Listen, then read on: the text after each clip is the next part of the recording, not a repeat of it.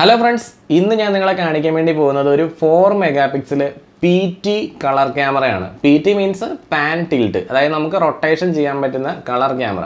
ഇതിൻ്റെ ഒരു വീഡിയോ നമുക്ക് ഈ ഒരു ക്യാമറ കയ്യിലേക്ക് കിട്ടുന്നതിന് മുമ്പ് ഞാൻ ഇട്ടിട്ടുണ്ടായിരുന്നു, ഇന്ത്യയിലേക്ക് ലോഞ്ച് ആവുമെന്ന് പറഞ്ഞിട്ട്. അതിപ്പോൾ ഇന്ത്യയിൽ ലോഞ്ച് ആയിട്ടുണ്ട്.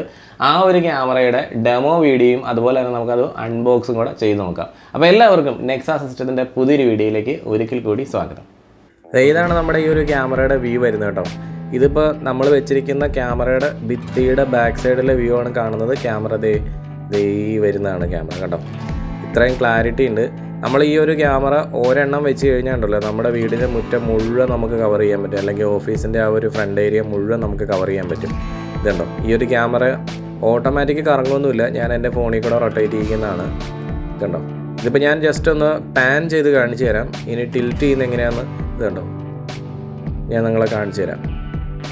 അപ്പം ഇങ്ങനെ കറങ്ങി ആ ഒരു ഫുള്ള് റൊട്ടേറ്റ് ചെയ്ത് വന്നിട്ട് ഇപ്പുറ സൈഡ് വരെ ഇതുണ്ടോ, ആ ഭിത്തിയുടെ അതർ എൻഡ് വരെ വന്ന് നമ്മൾ നിൽക്കുകയാണ്. അതായത് ഒരു 360 ഡിഗ്രിന്ന് തന്നെ നമുക്ക് പറയാം കേട്ടോ. ഇങ്ങനെ ഫുള്ള് റൊട്ടേറ്റ് ചെയ്ത് അപ്പുറ സൈഡ് വരെ. നമ്മളൊരു മൂലയ്ക്ക് ഈ ഒരു ക്യാമറ വെച്ച് കഴിഞ്ഞാൽ നമുക്ക് ആ ഒരു വീടിൻ്റെ ഏകദേശം കംപ്ലീറ്റ് നമുക്ക് മുറ്റം മുഴുവൻ കവർ ചെയ്യാൻ പറ്റും. ഇനിയിപ്പോൾ നമുക്ക് ടിൽറ്റ് ചെയ്യുന്നതൊന്ന് നോക്കാം. ടിൽറ്റ് ചെയ്യുന്നത് വെച്ചാൽ അപ്പ് നമുക്കിങ്ങനെ ഇത്രയും ഉയരത്തിലേക്ക് പൊങ്ങി വരും. വ്യൂ ഇത്രയാണ് വരുള്ളൂ. ഡൗൺ എന്ന് പറഞ്ഞാലുണ്ടല്ലോ ഒരു ഒന്നൊന്നര സംഭവമാണ്. നേരെ നമുക്ക് താഴെ വരെ കാണാം. നോക്കി, ഇത് കണ്ടോ, അതിൻ്റെ നേരെ താഴെയാണ് ആ ക്യാമറയുടെ നേരെ താഴെ വരെ ഫുൾ വ്യൂ. അതായത് ആ ഒരു ക്യാമറയും കൊണ്ട് നമുക്ക് നല്ലൊരു പ്രയോജനം എന്താണെങ്കിലും ഉണ്ടാവും. അപ്പോൾ നിങ്ങൾ മറ്റ് ക്യാമറകളൊക്കെ വെക്കുന്നുണ്ടെങ്കിൽ ആ കൂടെ ഈ ഒരു ക്യാമറ കൂടെ വെക്കുകയാണെന്നുണ്ടെങ്കിൽ വളരെ നല്ലൊരു കാര്യമായിരിക്കും. കാരണം ഇത് PoE സപ്പോർട്ടുള്ളതായതുകൊണ്ട് തന്നെ നമുക്ക് കേബിൾ ഉപയോഗിച്ച് തന്നെ നേരിട്ട് ഇതിലേക്ക് നമുക്ക് കണക്ട് ചെയ്യാൻ പറ്റുന്നു. അപ്പോൾ നമ്മുടെ ഹിക്വിഷൻ്റെ ആ ഒരു NVR ഒക്കെ സെറ്റപ്പ് ചെയ്ത് വെച്ചിട്ടുണ്ടെങ്കിൽ അതിലേക്ക് നമ്മൾ ഈ ഒരു കണക്ഷൻ കൂടെ കൊടുത്താൽ മതി. ഇത് NVR ഇടാതെ നമുക്ക് സെറ്റപ്പ് ചെയ്യാൻ പറ്റും. കാരണം എന്ന് വെച്ച് കഴിഞ്ഞാൽ ഇതിനകത്ത് Hik-Connect എന്നുള്ള ആപ്പ് ഉപയോഗിച്ചിട്ട് നമുക്ക് നേരിട്ട് ഫോണിൽ കാണുന്ന രീതിയിലും സെറ്റപ്പ് ചെയ്യാവുന്നതാണ്.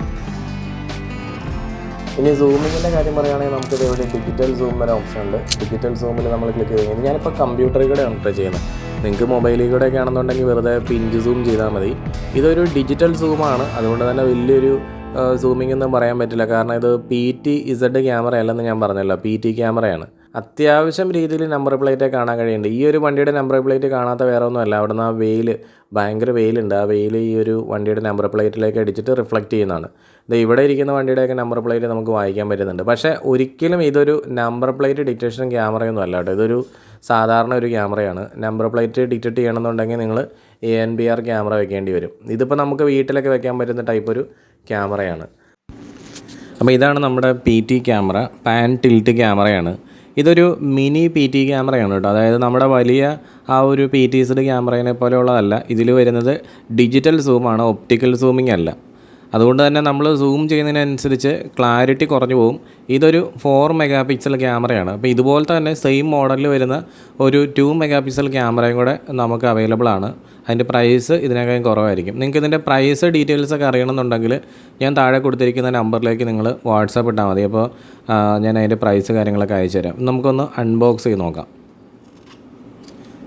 അപ്പോൾ ഇതാണ് ഈ ഒരു ക്യാമറയുടെ ഒരു ഇൻസ്റ്റലേഷൻ മാനുവൽ എന്ന് പറഞ്ഞത്, അതായത് ക്വിക്ക് സ്റ്റാർട്ട് ഗൈഡ് എന്ന് പറയുന്നത്.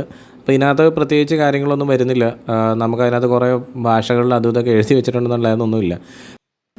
പിന്നെ ഇത് നമ്മുടെ വെതർ പ്രൂഫ് ഗ്ലാൻഡാണ്. ക്യാമറ ഇൻസ്റ്റലേഷൻ ടൈമിൽ മസ്റ്റായിട്ട് ഉപയോഗിക്കേണ്ട ഒരു സാധനമാണിത്. പിന്നെ വരുന്നതെന്ന് വെച്ചാൽ ക്യാമറയുടെ സ്ക്രൂ ആണ്. അപ്പോൾ ഇത് SS സ്ക്രൂ ആണ് വരുന്നത് കേട്ടോ. പിന്നെ ഒരു അലൈൻ കീ വരുന്നുണ്ട്. അപ്പോൾ ഇത് ഈ ഒരു ക്യാമറയുടെ മെമ്മറി കാർഡ് ഇടാൻ വേണ്ടിയിട്ടുള്ളതും അതുപോലെ ക്യാമറ റീസെറ്റ് ചെയ്യാൻ വേണ്ടിയിട്ടുള്ളതാണ്.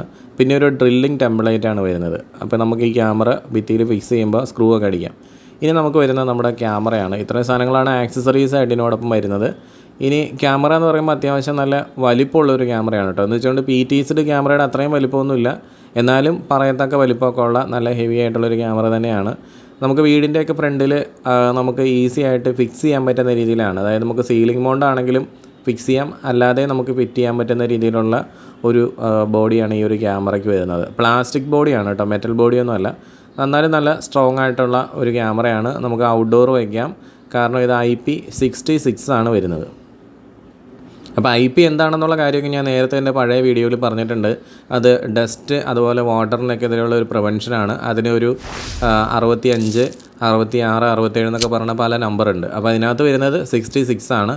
ഇത് വെതർ പ്രൂഫ് ആയിട്ടുള്ള ഡിസൈനാണ് വരുന്നത്. പിന്നെ ഈ ഒരു ക്യാമറയുടെ ഈ ഒരു ഏരിയ എന്ന് പറയുന്നത് നമുക്ക് പാൻ ചെയ്യാനും ടിൽറ്റ് ചെയ്യാനും വേണ്ടിയിട്ടുള്ള രീതിയിലാണ് വരുന്നത്. അപ്പോൾ ഇത് മോട്ടറൈസ്ഡാണ്. നമ്മൾ കൈകൊണ്ട് തിരിക്കേണ്ട ആവശ്യം വരുന്നില്ല. പിന്നെ നമുക്ക് ഇങ്ങനെ കൈകൊണ്ടൊക്കെ ഒരുപാട് തിരിക്കുന്നത് ക്യാമറയുടെ മോട്ടറിൻ്റെ ഡാമേജ് വരുത്തും. പക്ഷേ എന്നാലും നമുക്ക് തിരിക്കാതിരിക്കാൻ പറ്റില്ല. കാരണം എന്ന് വെച്ചാൽ ഇതിൻ്റെ മെമ്മറി കാർഡും അതുപോലെ റീസെറ്റ് ചെയ്യണതൊക്കെ ഇതിൻ്റെ ബാക്ക് സൈഡിൽ ഇങ്ങനെ തിരിച്ച് നോക്കുന്ന സ്ഥലത്താണ് കേട്ടോ. അപ്പോൾ ഇവിടെ നമ്മൾ ഈ ഒരു എനിക്ക് ഓപ്പൺ ചെയ്ത് കഴിഞ്ഞാൽ നമുക്ക് ഇതിൻ്റെ ഉള്ളിൽ ഒരു സ്വിച്ച് വരുന്നുണ്ട്. അത് വെച്ച് റീസെറ്റ് ചെയ്യാൻ പറ്റും. ഞാനത് കാണിച്ചു തരാം നിങ്ങളെങ്ങനെയാണ്. പിന്നെ 256 GB SD കാർഡാണ് നമുക്ക് ഇതിനകത്ത് ഇടാൻ പറ്റുന്നത്. ക്ലാസ് 10 SD കാർഡാണ് കേട്ടോ. പിന്നെ ഈ ഒരു ക്യാമറയുടെ ഈ ഏരിയയിൽ വരുന്നതാണ് ഇതിൻ്റെ സ്പീക്കർ എന്ന് പറയുന്നത്. പിന്നെ ഈ ഒരു ക്യാമറയുടെ കേബിളിൻ്റെ കേസിനൊക്കെ വന്നു കഴിഞ്ഞാൽ ഇത് Cat 6 നെറ്റ്വർക്ക് കേബിളാണ് നമുക്ക് ഇവിടെ വരുന്നത്. അതായത് ഫീമെയിൽ പോർട്ടാണ് വരുന്നത്. അപ്പോൾ ഈ ഒരു പോർട്ടിൽ നമുക്ക് പവർ കൊടുക്കാവുന്ന ഓപ്ഷൻ ഉണ്ട്. അതായത് DC പിന്നാണ് കേട്ടോ.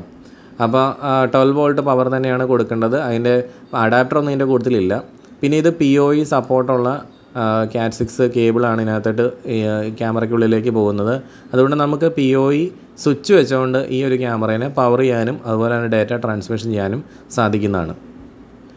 ഇനി ഞാൻ നിങ്ങൾക്ക് ഈ ഒരു ഇതൊന്ന് എനിക്ക് ഉപയോഗിച്ചൊന്ന് ഓപ്പൺ ചെയ്ത് കാണിച്ചു തരാം. ഇതിൻ്റെ ഉള്ളിലാണ് ആ ഒരു റീസെറ്റ് സ്വിച്ചൊക്കെ വരുന്നത് കേട്ടോ. അപ്പോൾ ഇതൊരിക്കലും നമ്മൾ വളരെ ടൈറ്റായിട്ട് അടയ്ക്കാൻ പാടില്ല കേട്ടോ. തിരിച്ചിടുന്ന സമയത്ത് എവിടെയാണ് മെമ്മറി കാർഡ് ഇടുന്നത് ആ റീസെറ്റ് എന്ന് എഴുതിയേക്കണതാണ് അതിൻ്റെ സ്വിച്ച്. അപ്പോൾ വേറെ ഒന്നും അതിനകത്ത് വരുന്നില്ല. പിന്നെ നിങ്ങൾ തിരിച്ചടയ്ക്കുന്ന സമയത്ത് ഒരിക്കലും ഓവർ ടൈറ്റായിട്ട് അടയ്ക്കരുത് കേട്ടോ. കാരണം പല സമയങ്ങളിലും പലരും കംപ്ലയിൻറ്റ് പറയാറുള്ളതെന്ന് വെച്ച് കഴിഞ്ഞാൽ മെമ്മറി കാർഡ് ഡിക്റ്റേറ്റ് ചെയ്യുന്നില്ല, ഡിക്റ്റേറ്റ് ചെയ്യുന്നില്ലെന്ന് പറയും. അതിൻ്റെ പ്രധാന കാരണം എന്ന് വെച്ചാൽ നമ്മളത് അടയ്ക്കുന്ന സമയത്ത് ഓവർ ടൈറ്റ് ചെയ്ത് കഴിഞ്ഞാൽ മെമ്മറി കാർഡ് എന്താണെങ്കിലും അതിനകത്ത് ഡിക്റ്റേറ്റ് ചെയ്യില്ല. കാരണം ഒരുപാട് ജാം ആയിരിക്കാനുള്ള ചാൻസ് ഉണ്ട് അന്നേരം. പിന്നെ ഈ ഒരു ക്യാമറയുടെ ഈ ഫ്രണ്ടിലായിട്ട് കാണുന്ന ഈ ലെൻസിൻ്റെ അടിയിൽ കാണുന്ന ഈ 2 ഫ്ലാഷ് ലൈറ്റുകൾ രാത്രിയാകുമ്പോൾ തെളിയുന്ന ലൈറ്റാണ് കേട്ടോ. ഓട്ടോമാറ്റിക്കായി രാത്രിയാകുമ്പോൾ ലൈറ്റ് തെളിയും. അപ്പോൾ ഈ ക്യാമറയിൽ നിന്ന് ഇങ്ങനെ ഒരു ലൈറ്റ് തെളിയുന്നത് ചിലർ പോസിറ്റീവായിട്ട് എടുക്കാറുണ്ട്, ചിലർ നെഗറ്റീവായിട്ട് അത് പറയാറുണ്ട്. കാരണം രാത്രിയിൽ ഇങ്ങനെ ഒരു ലൈറ്റ് തെളിഞ്ഞ് കിടക്കുമ്പോൾ കള്ളം കാണില്ല എന്ന് പറയും. ചില ആൾക്കാർ പറയും രാത്രിയാകുമ്പോഴത്തേക്കിങ്ങനെ ലൈറ്റ് തെളിഞ്ഞ് കിടക്കുകയാണെന്നുണ്ടെങ്കിൽ നമ്മൾ പ്രത്യേകിച്ച് വെട്ടമൊന്നും ഇടേണ്ട ആവശ്യമില്ലല്ലോ എന്ന് പറയാറുണ്ട്. എന്തായാലും ഇത് രാത്രിയിൽ നമുക്ക് കളർ കിട്ടണമെന്നുണ്ടെങ്കിൽ തീർച്ചയായിട്ടും ഈ ഒരു ലൈറ്റ് തെളിഞ്ഞേ പറ്റത്തുള്ളൂ. അത് നമുക്ക് ഓഫ് ചെയ്ത് ഇടാൻ പറ്റുന്നതാണ്. പക്ഷേ നൈറ്റ് വിഷൻ നമുക്ക് ഒരിക്കലും ഒന്നേരെ കൃത്യമായിട്ട് കിട്ടില്ല. പിന്നെ നമ്മുടെ മൊബൈലിൽ കാണുന്നത് ഇതുപോലെ ആയിരിക്കും കേട്ടോ. ഇതിപ്പോൾ ഇതിനകത്ത് ഓഡിയോ ഉണ്ട്, ഞാനതങ്ങ് മ്യൂട്ട് ചെയ്ത് വയ്ക്കുകയാണ്. ഇതുണ്ടോ, നമുക്കിതുപോലെ തന്നെ ഈ ഒരു ആപ്പിൻ്റെ ഉള്ളിൽ കൂടെ തന്നെ നമുക്ക് ക്യാമറേനെ എങ്ങോട്ട് വേണമെങ്കിലും മൂവ് ചെയ്യിപ്പിച്ച് നോക്കാം കേട്ടോ. ഇതുണ്ടോ,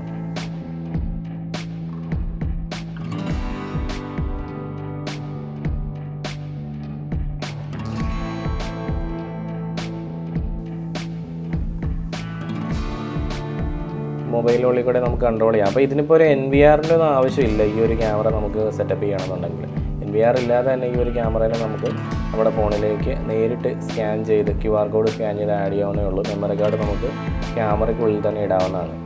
അപ്പോൾ ഇപ്പോൾ ഇവിടെ ഇരിക്കുന്ന ഈ വണ്ടിയുടെ നമ്പർ പ്ലേറ്റ് ജസ്റ്റ് എനിക്ക് നോക്കണം എന്നുണ്ടെങ്കിൽ എനിക്ക് പിഞ്ച് സൂം ചെയ്യാവുന്നതാണ്. കണ്ടത്, ഇങ്ങനെ സൂം ചെയ്യണം.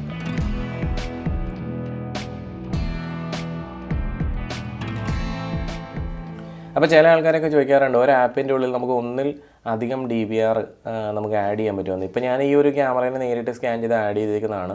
ഇത് കൂടാതെ തന്നെ എനിക്കിവിടെ ഓഫീസിലുള്ള മറ്റ് ക്യാമറകളും ഈ ഒരു ആപ്പിൽ തന്നെയാണ്. ഇതുണ്ടോ, ഇതൊരു 2 MP ക്യാമറയാണ്, നമ്മുടെ സാധാരണ ഒരു ക്യാമറ. ഇതുണ്ടോ, അതിൻ്റെ ക്ലാരിറ്റി എന്ന് പറഞ്ഞാൽ ഈ രീതിയിലായിരിക്കും വരുന്നത്. വലിയൊരു ഹൈ ക്വാളിറ്റി ഒന്നും നമുക്ക് ഫീൽ ചെയ്യുന്നില്ല, കാരണം ഇതൊരു പഴയ മോഡൽ ക്യാമറയാണ്. പക്ഷേ നമ്മളിപ്പോൾ വെച്ചിരിക്കുന്ന ആ ഒരു ക്യാമറയുടെ ക്വാളിറ്റി നിങ്ങളൊന്ന് നോക്കിക്കേ. ഇപ്പം ഞാൻ കാണിച്ചില്ല. ഇതുണ്ടോ, ഇതാണ് ആ ഒരു ക്യാമറയുടെ ക്വാളിറ്റി. നല്ല ഹൈ ക്വാളിറ്റിയാണ്. അതായത് നമുക്ക് എല്ലാം നല്ലൊരു കളർ ഡെപ്ത്ത് ഫീൽ ചെയ്യും. അതേസമയം മറ്റേ ആ ഒരു ക്യാമറയിൽ അത്രത്തോളം ഒരു കളർ ഡെപ്ത്ത് നമുക്ക് ഫീൽ ചെയ്യുന്നുണ്ടായിരുന്നില്ല. അപ്പോൾ വീടുകളിൽ നമ്മൾ പൊതുവേ ക്യാമറ ഇൻസ്റ്റലേഷൻ ചെയ്യുമ്പോൾ ഒട്ടുമിക്ക ആൾക്കാർക്കും വേണ്ടതെന്ന് വെച്ച് കഴിഞ്ഞാൽ വീടിൻ്റെ ഫ്രണ്ടിൽ അല്ലെങ്കിൽ ബാക്ക് ഡോറിൻ്റെ അടുത്തായിട്ട് ഒരു കറങ്ങുന്ന ഒരു ക്യാമറയാണ്.